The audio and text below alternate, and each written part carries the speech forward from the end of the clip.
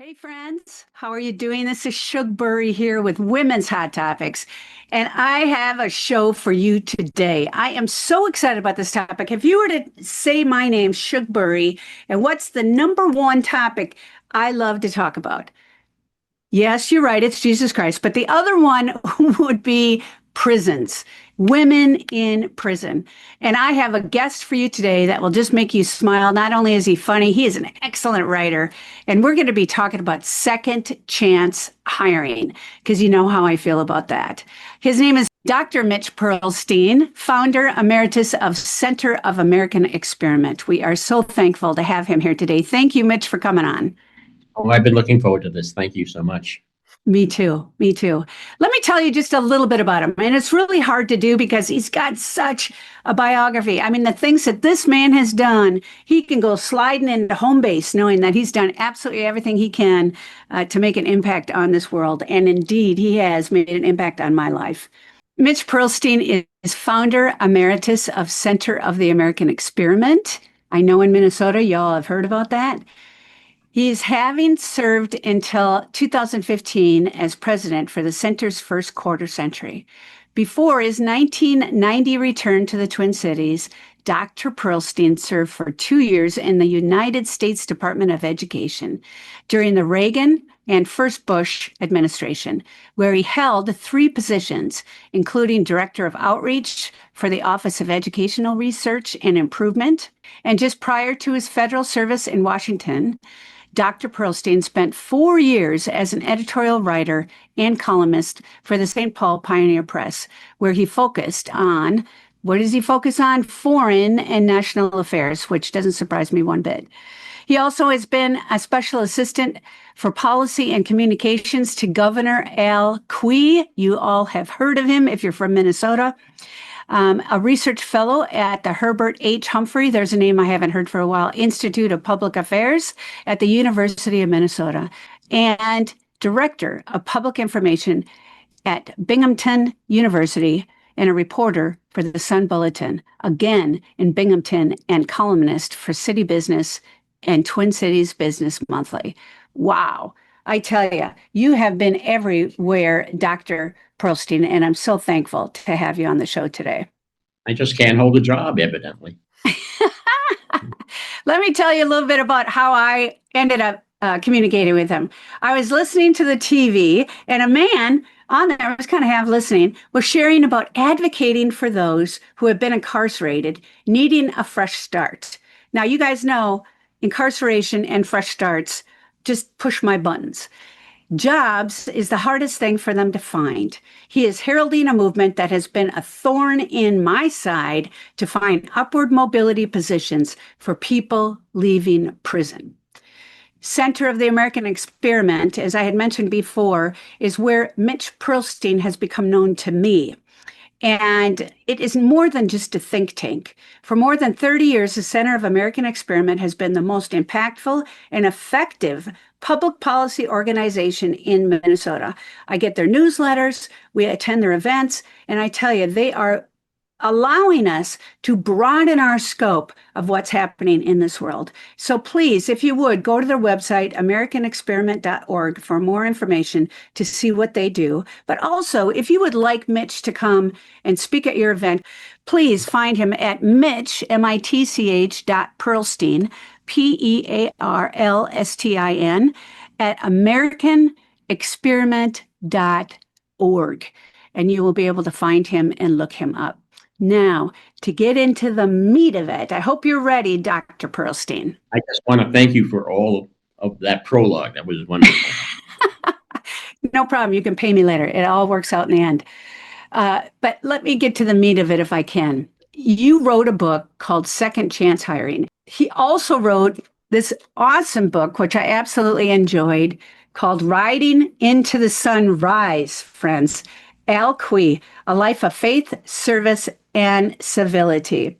And the people who wrote the forewords were Chuck Colson and Roger Moe. So please pick up the book, read it, and there's some excerpts I'm going to share with you today on it.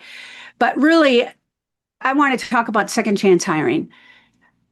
This is the scenario. Just to give you a little background, friends. I have women. We have a mentorship program called Him for Her, HIM number for her.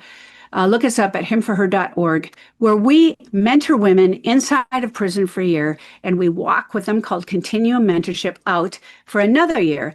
And we walk alongside them, helping them with jobs, transportation, housing, food, clothing. I mean, the list goes on.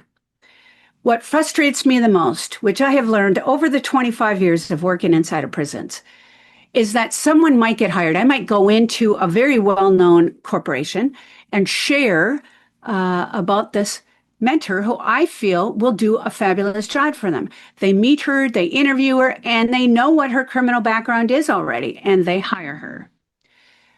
Then I get a phone call a couple months later of this poor woman crying, who is part of our program, who says, I worked so hard. They were so happy with my work. And all of a sudden, out of the blue, HR called and they said, we did some background checks and we are going to let her go. Now she's fired. She's already proved herself. She's already gone in. She's already tried. And we ask ourselves, why do people reoffend? I mean, look at it. As a society, we need to rise up and help women and men get back on their feet. And this is what this book is all about, which I really enjoy. So tell us, if you would, Dr. Pearlstein, what is the economics case for writing this book? We need more people working in this country, period. We don't have enough. American women, without putting the blame on them, and it's across the board, we're not making enough babies. And there is research to show that the growth in our workforce over the next couple of decades will be largely from the outside, will be from immigration, which is a bit of a topic right now. We have to get legal immigration right. But the basic argument is we need people working. We don't have enough. I've been told, for example, I'm a baby boomer. Born in 48, baby boomers are from 46 to 64. And if you're looking for plumbers and other tradespeople, sometimes it's hard to find them because they're retiring. 10,000 baby boomers are retiring every day. And we have to replace those people, not just in the trades, but in other areas. But an economy, if it's not growing, it is not doing well, and people are not nearly happy enough. You know, in your book, Second Chance Hiring, I was really surprised. And again, you said the core of this is that we simply need more people working, period. There is an organization that has approximately 50 members called Second Chance Business Coalition. And you address and talk about JP Morgan Chase, led by Jamie Dimon. Is that how you say his name? That's right. It promotes the benefits of second chance hiring. Other mega businesses in the coalition include the likes of AT&T, Best Buy, General Motors, Microsoft, Target, and Walmart.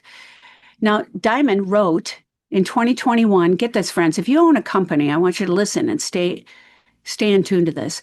Business has an important role to play in making it easier for people with a criminal background to get what? Back on their feet, as affording a second chance to give them dignity and allow them to provide for their families. It also helps companies like ours, he's saying, expand the number of people we hire to ensure that we get the best talent. I mean, it's just amazing that this is a missing link in our society. People have already done their time, friends, and I'm all for you do the crime, you do the time. But once they get ready to come out, what are we going to do as a society to help them succeed and get back on their feet? What are your views on this, and where do we begin? One of the things I learned, maybe the most important thing I learned while doing the book, which took about 4 years overall, Wow. was that second chance hiring does not need heavy-duty advocacy. The idea is pretty much accepted. What we need now is implementation, which is, as you're suggesting, not the easiest thing in the world. And it's not just a matter of laying all the blame on businesses, of course. The people coming out of prison, often they have great problems, mental health problems, literacy problems.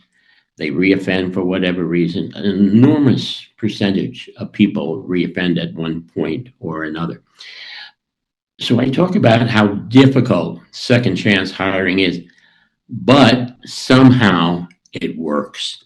I have this image of Sisyphus up and down the mountain, seeking a job and falling, but eventually Sisyphus wins this one. People get hired, and business folks that you're talking about, the human resource people that you're talking about, say that 81%, 84% of them say that people coming out of prison who get their lives back in some order are every bit as good on the job as other employees, but without stating the obvious again, it is tough. Some of it, of course, is that a business may say, yes, we believe in doing this, but are they really committed? A CEO can say, yes, we're going to do this, but does the director of human resources really believe that? Do other members of the organization really believe that? That's part of it.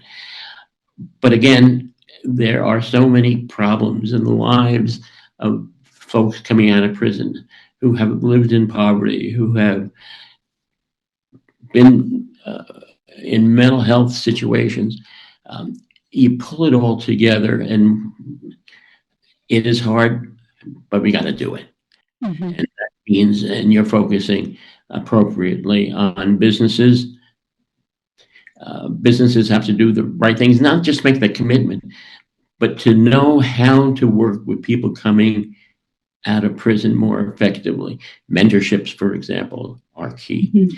So that is, in many ways, the heart of the book.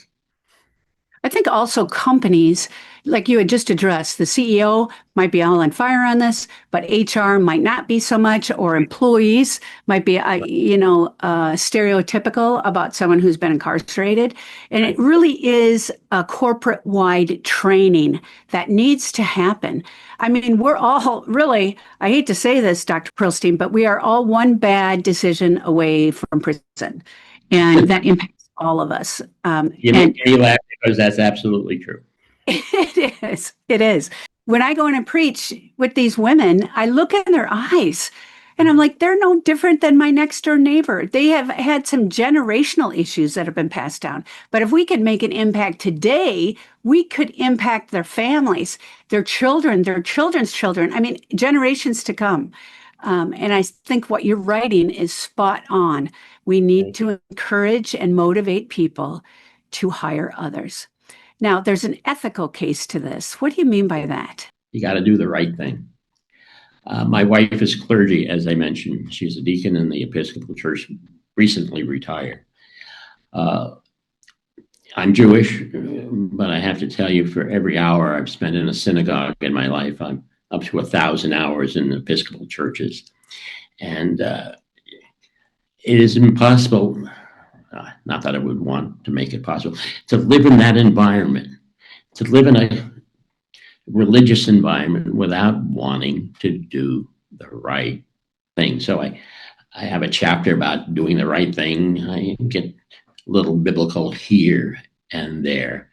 But in many ways, my theology is not much more complicated than that.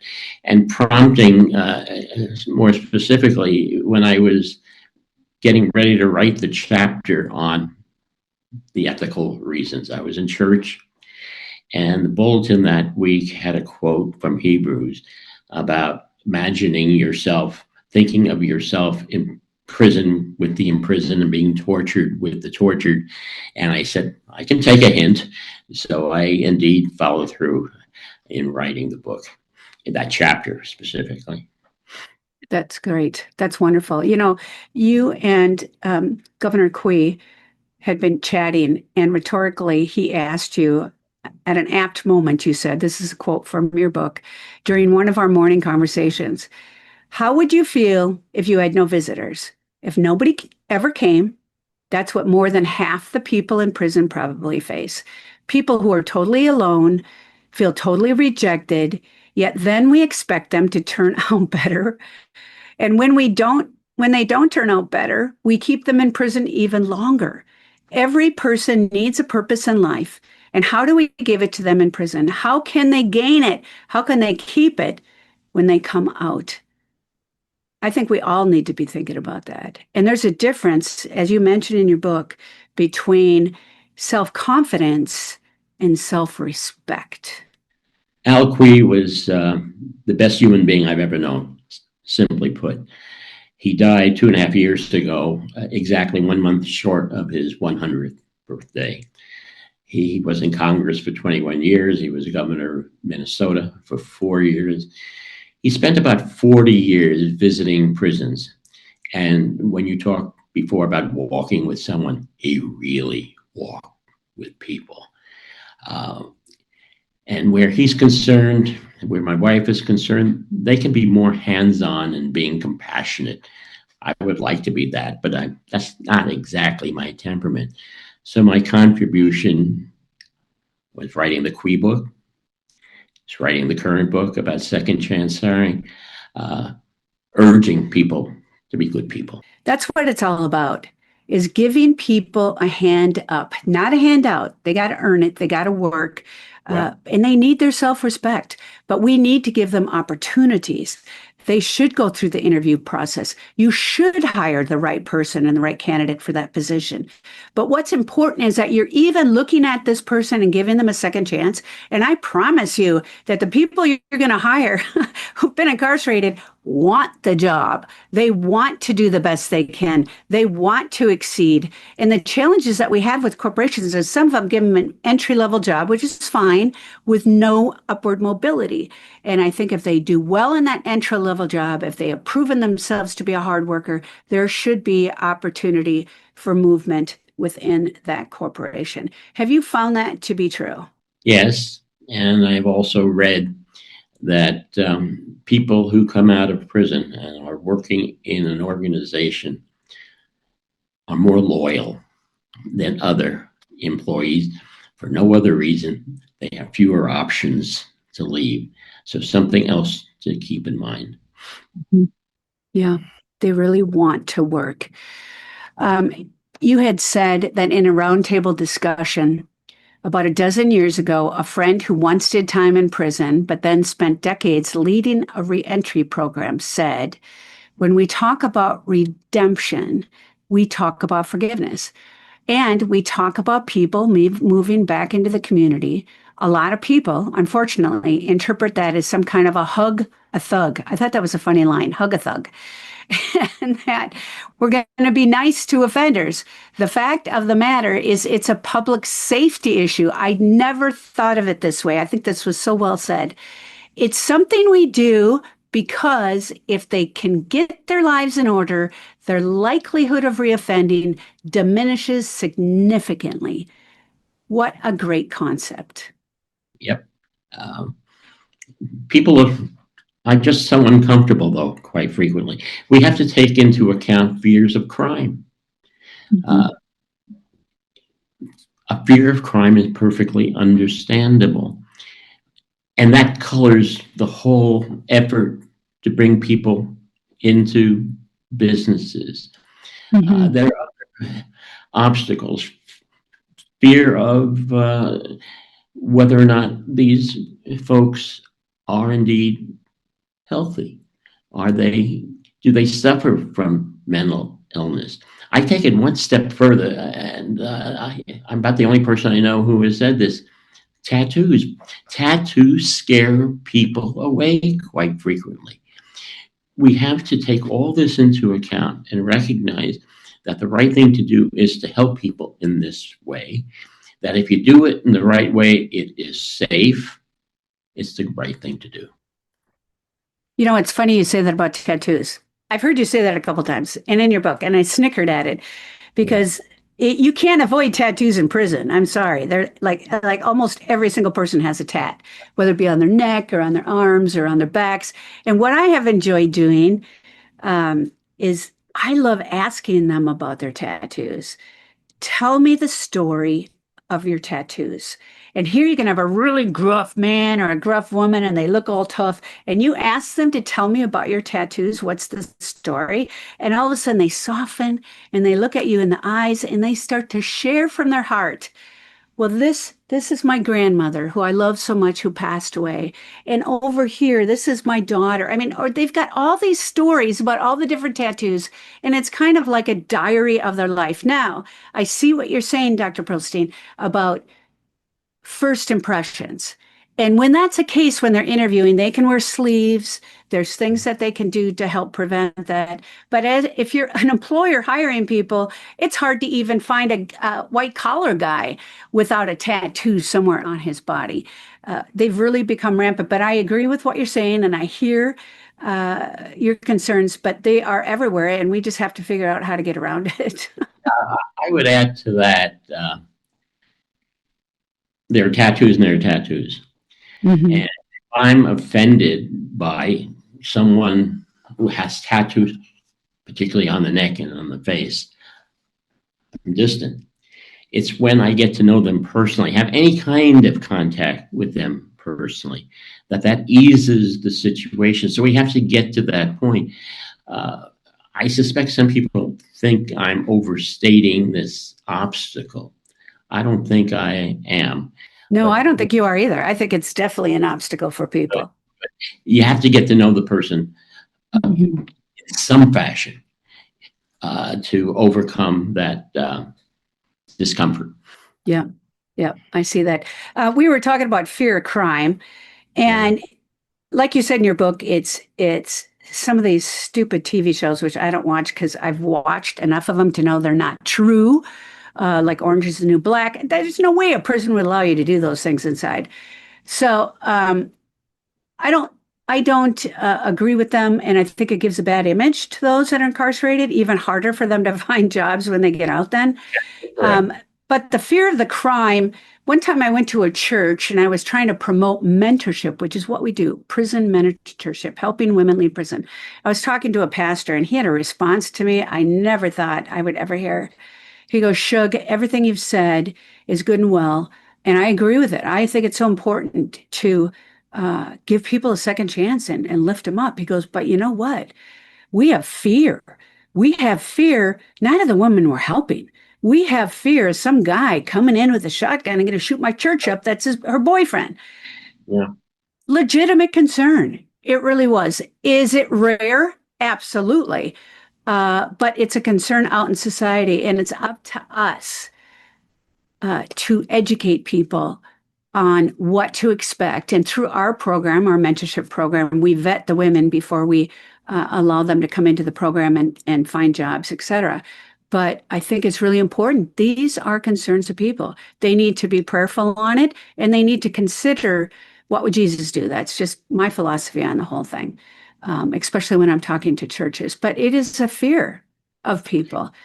They see it on the news, they see what's happening, but they don't see what I see inside a prison. When they're sober, they're thinking straight, and they have deep remorse for how they have used their life, and now they want a fresh start.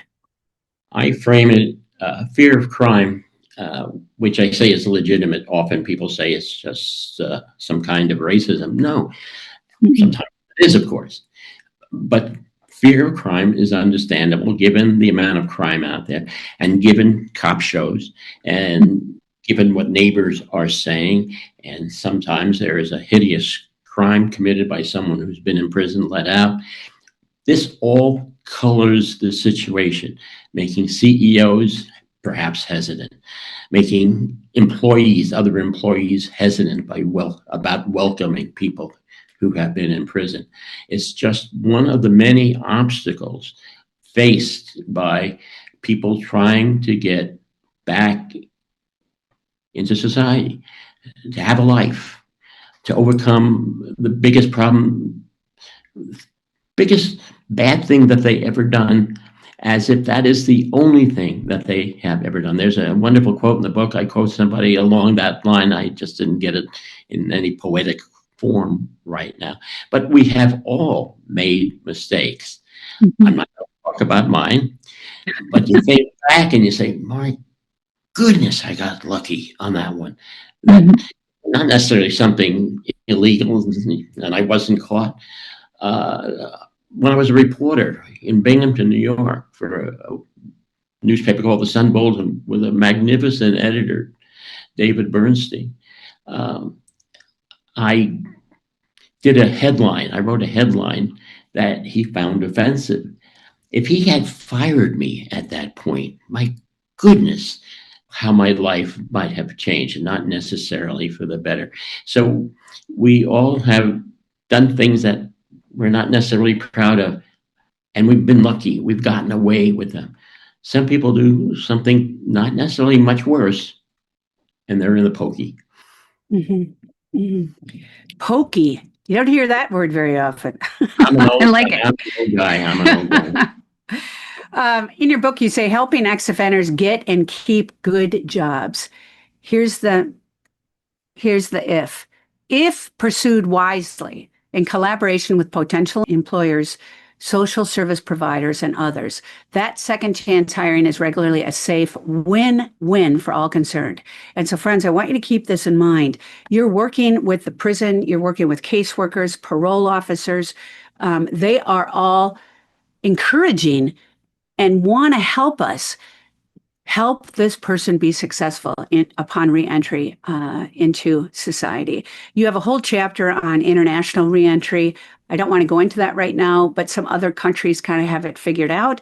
Tell us a little bit about what North Dakota has been doing. My understanding, and I haven't looked at this closely recently, but they became quite impressed with what was going on in Norway in particular, where often people who are incarcerated get, I don't want to call them privileges, but I guess they are. They get to wear their own clothes.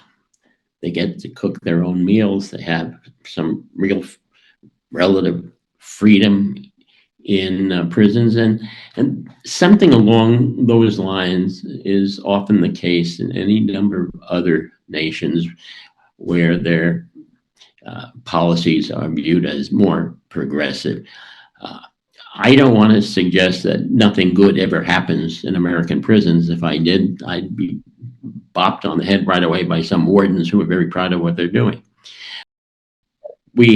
There are ways of making prison life less threatening, less dangerous, more in keeping with learning how to read better, learning a trade, preparing to get out of prison and leading a good life. We need to do better than we are. Mm-hmm. I've seen women in our program who have been incarcerated who were able to get their paralegal degree while they were in there. A lot of offenders get their GEDs when they're in there. They try to learn a trade. The Transition Center, which is kind of like a career center for inmates getting ready to leave prison, has brochures everywhere on maybe how to get your commercial driver's license or et cetera.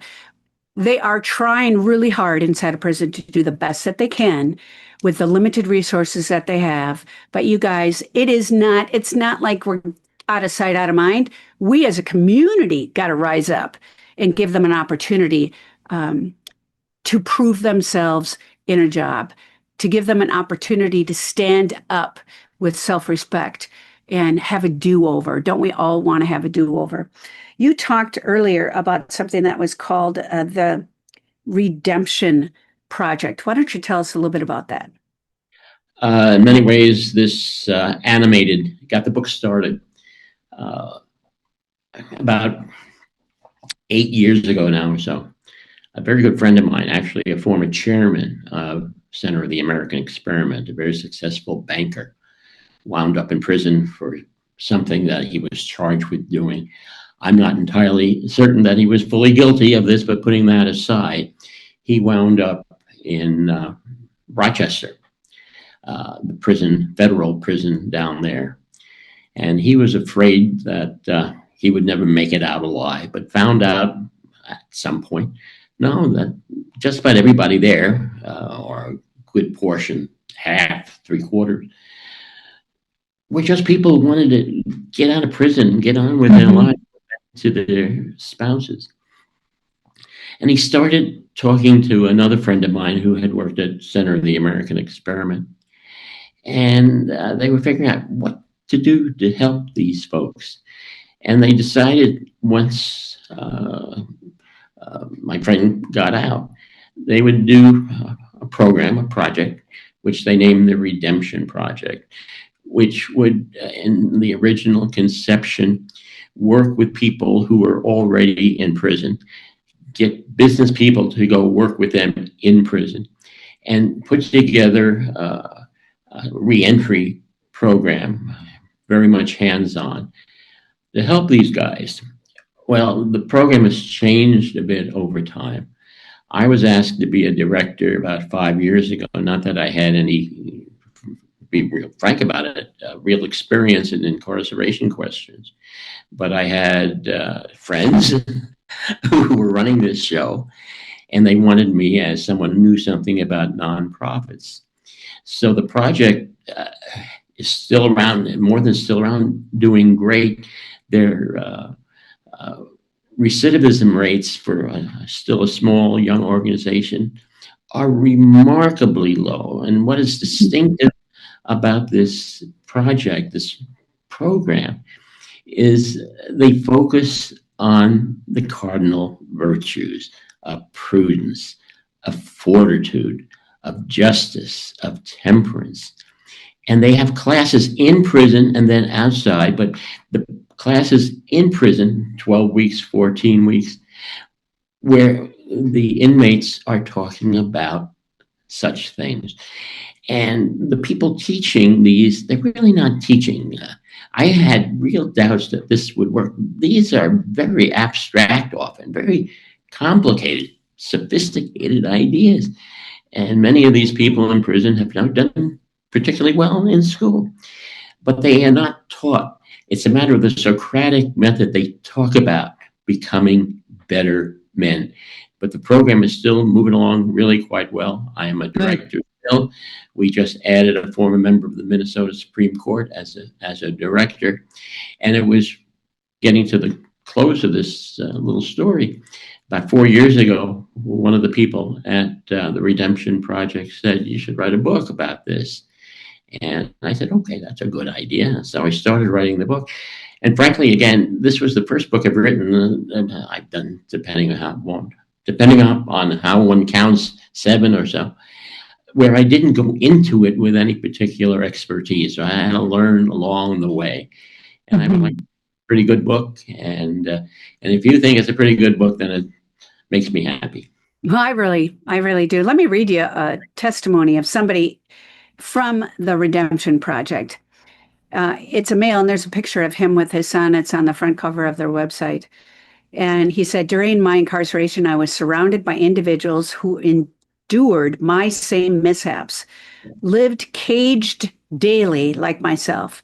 Yet I found a way to remain intellectual and have integrity and insight driven by the programs like the Redemption Project. Now I earn 6 figures. I'm a single parent capable of placing every tool in my son's tool belt he needs to succeed and not make the wrong turns that I did. And that's what it's all about, passing it on, doing the right thing. Dr. Pearlstein, I could go on and on talking with you. Your book has really inspired me. Your statistics are fascinating in it, and you're a very good writer. And I also really enjoyed Al Quee's book as well, Riding into the Sunrise. And I just have one quick quote from that book because it was really, we talked about quite a few today, but this one really spoke to me. And it said, one of the reasons that he's had such an impact, and this, you're sharing this on your life, is that he is a man who simply does the right thing. Al Quee is a man who gives us the classic definition of the word integrity. He does the right thing and always tells the truth. Friends, let me encourage you as we close to be like Al Quee, to do the right thing, to be a good employer, and to give people a second chance and hire them. If you would like more information on this topic, feel free to go to himforher.org. We will have a logo there that will go directly to the Center of the American Experiment, where Dr. Pearlstein will be, or you can reach out directly to him at mitch.pearlstein@americanexperiment.org. It has been such a joy, friends, and I can't wait to see what happens in your life and your corporations as you hire these people who want a second chance. Mitch, do you have any last words you'd like to share with us? You're wonderful. That's what I would like to add. And I'm very pleased that your second chances recently have worked out very nicely. Amen. Amen. Well, thank you very much. And I hope you come back on again and give us some updates. Just let me know. On what's happening. And again, thank you, Dr. Pearlstein. I really appreciate it. And hello to your wife. Thank you, friends. This is Shug Bury, over and out.